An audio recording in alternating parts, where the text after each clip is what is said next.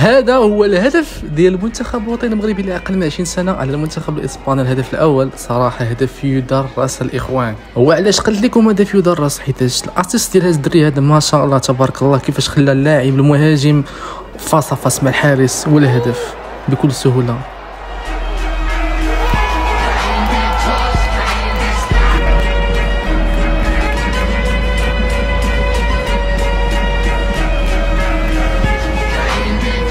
ما شاء الله تبارك الله على وليد المغرب. المنتخب المغربي لأقل من 20 سنة بداية وأفضل بداية لفوز على المنتخب الإسباني، مواهب كبيرة، وإن شاء الله باقي عندهم ماتش في المجموعة ضد البرازيل والأرجنتين. نتمنوا لهم التوفيق ويديروا إن شاء الله واحد البطولة اللي تاريخية.